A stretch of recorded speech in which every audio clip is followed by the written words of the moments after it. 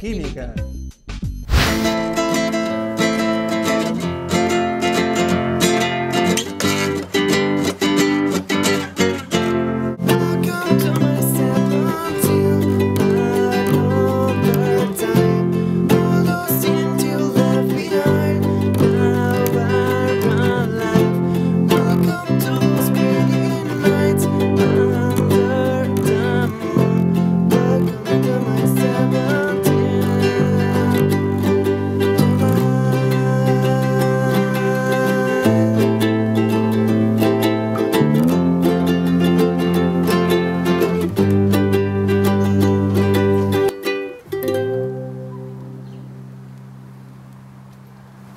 De veritat que la música té alguna a veure amb la taula periòdica? Sí que té a veure. Els primers intents d'ordenar els elements coneguts de forma periòdica agrupava els elements de 8 en 8 i aquesta llei es va conèixer com les octaves de Newlands. Ell era molt aficionat a la música i els seus companys, els seus col·legues químics se'n varen riure una miqueta perquè creien que la química i la música no tenien res a veure. No va ser fins més endavant que Mendeleev va proposar una ordenació dels elements semblant a la que tenim a darrere, la nostra taula periòdica actual.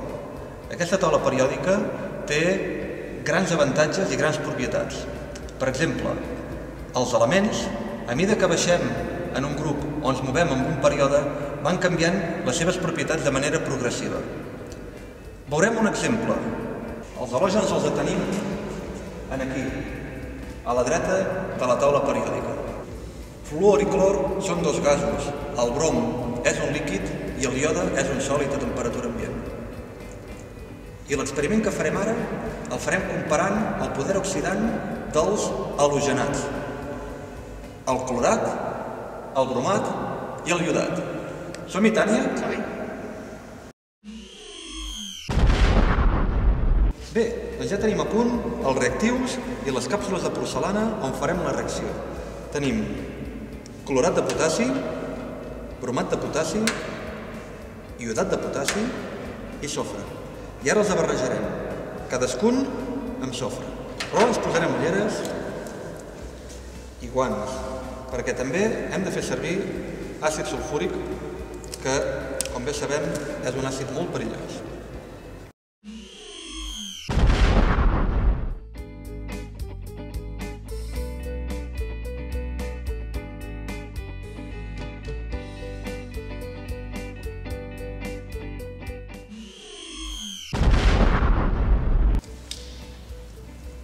El clorat, primer de tot, posarem aquí.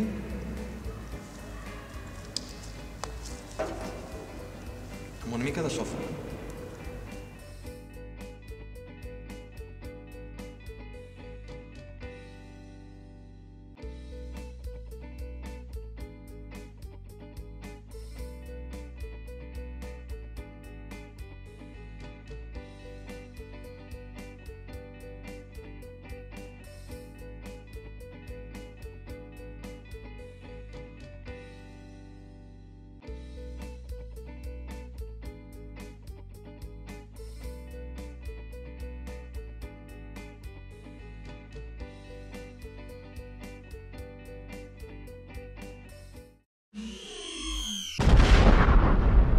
I ara el que veurem és que quan afegim l'àcid sulfúric es desencadenarà una reacció que en aquest cas alliberarà iode i veurem un vapor de iode de color lila.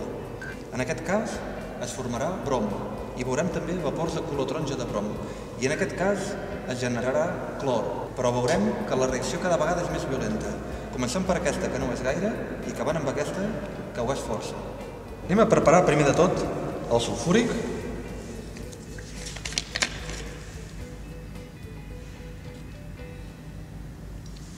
Posarem unes gotes, primer en el iodat.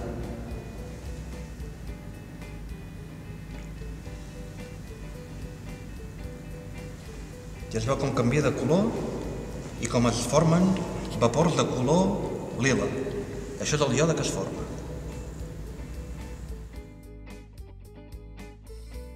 Doncs ja veiem els vapors de iode que s'han format, que són de color lila. Anem a provar la segona reacció, el bromat.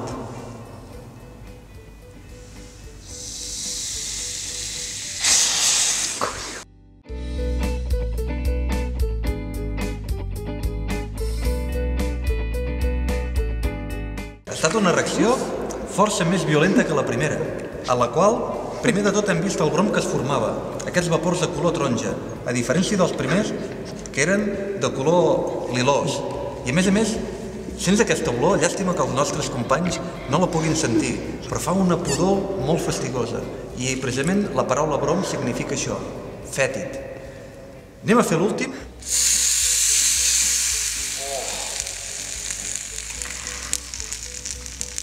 Ja has vist que ha estat la reacció més violenta de totes. No ha fet una deflagració com en el cas anterior, però la reacció ha expulsat molt de sofre al seu voltant. El clor és el més reactiu de tots aquests elements que tenim aquí i també és el més tòxic. Convé no respirar-ho, per això ho hem fet fora del laboratori. Uau! Això és química!